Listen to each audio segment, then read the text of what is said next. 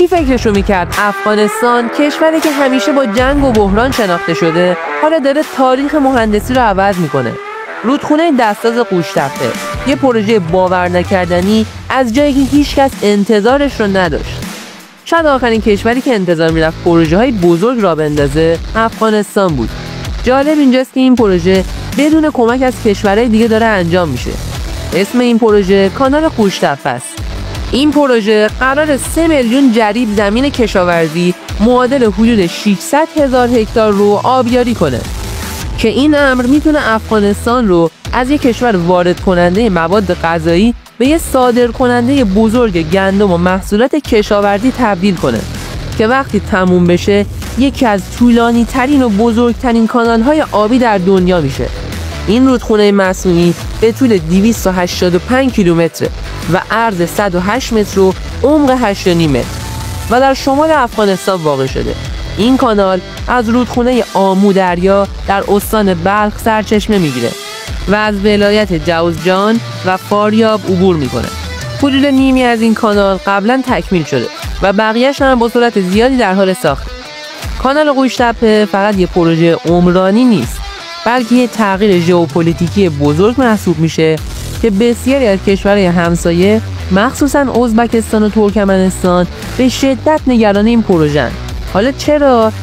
دلیلش اینه که این کانال میتونه حجم قابل توجهی از آب رودخانه آمو رو کاهش بده و بر منابع آبی این کشورها تأثیر بذاره. از طرف دیگه این پروژه یه بازی برد برای افغانستانه. اگه به درستی اجرا بشه این کشور رو از نظر اقتصادی و امنیت غذایی به خودکفایی نزدیک میکنه و حتی ممکنه وابستگی اقتصادی اون به کشورهای دیگر هم کاهش بده. گفته شده تو تمام این سالها تنها کشوری که واقعا از این رودخونه آمو بهره نمیبرد افغانستان بود. بنابراین حق داره سهم خودش رو داشته باشه. بهره نبردن افغانستان تو این سالها به خاطر موقعیت بد جغرافیاییش بود که این اجازه رو نمیداده آب به زمین‌های کشاورزی مردم برسه و شمال افغانستان دیگه مثل قبل نیست و آبای زیرزمینیش هم خیلی کم شده و زمینه کشاورزی داره به کویر تبدیل میشه. واسه همین ساخت این کانال برای مردم شمال افغانستان یه امر ضروریه. در اصل این کانال قراره برای بیش از 1 میلیون افغان آب تامین کنه و به هزاران کشاورز کمک کنه تا دوباره به کشاورزی برگردن.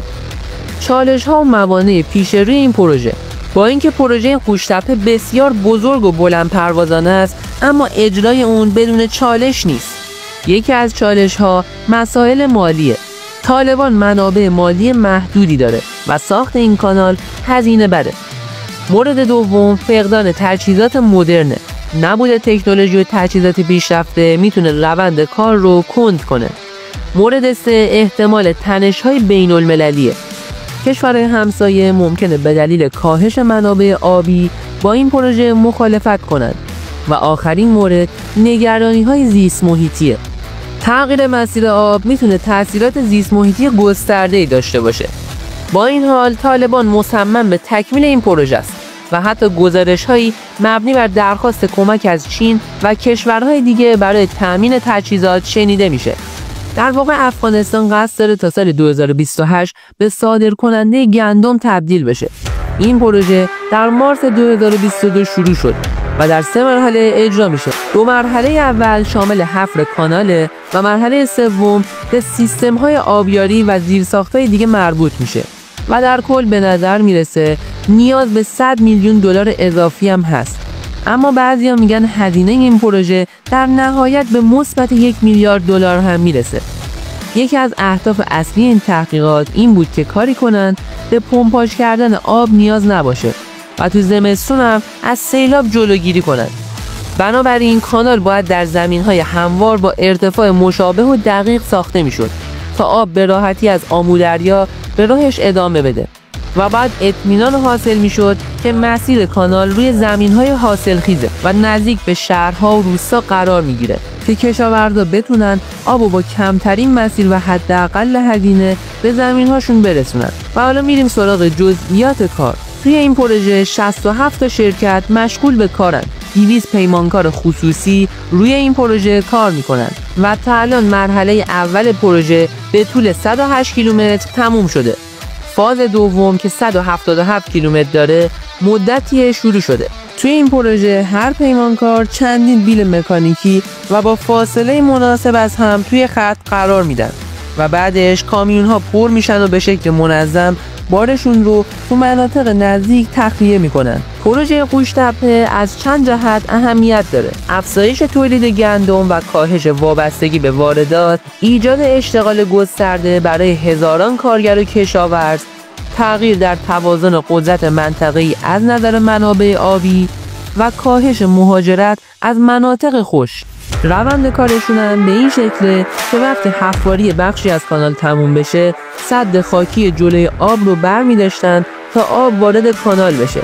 گزارش هایی شده که برخی از کشاورزان نزدیک به این کانال کشت رو شروع کردن. نکته‌ای که باید به اون اشاره کنیم اینه که کف و دیواره های این کانال با بتون پوشش داده نشدن و خیلی‌ها میگن که نبود کف سیمانی موجب میشه آب هدر بره، چون بخش بزرگی از اون به زیر زمین میره. اما موافقین این نظریه اینو رد میکنن و میگن با وجود اینکه تا حالا در بیش از 100 کیلومتر از کانال آب جریان پیدا کرده، اما از سطح آب آمودریا چیزی کم نشده. از طرف دیگه اونا معتقدن که آبهایی که به زیر زمین میره هدر نمیره، بلکه به سفره‌های زیرزمینی اضافه میشه که در دوره‌های خشکسالی میشه از اونها به عنوان آب ذخیره کمک گرفت. و حالا میخوایم قوشتپه رو با پروژه‌های مشابه دنیا مقایسه کنیم. کانال سوئز تو مصر، یه مسیر آبی بین‌المللی که نقش حیاتی توی تجارت جهانی داره. کانال قرقوم توی ترکمنستان، یکی از طولانی‌ترین کانال‌های آبیاری توی جهان که باعث شکوفایی کشاورزی توی ترکمنستان شده. کانال قوشتپه از نظر عملکرد بیشتر به کانال قرقوم شباهت داره. موضوع دیگه‌ای که مطرحه بحث هزینه هاست. اگه قرار بود کانال سیمانی و بتونی باشه، بیش از 1 میلیارد دلار فقط هزینه سیمان و تخت‌های بتونیش میشد که افغانستان طبیعتاً نمیتونست از پس این هزینه‌های سنگین بر بیاد. پس با این حال حفر کانال طبیعی بهترین و کم هزینه‌ترین روش بود. توی این پروژه 2 پل بتونی هم ساخته شد، یکی برای بزرگراه بلخ و پل دیگه برای راه آهن.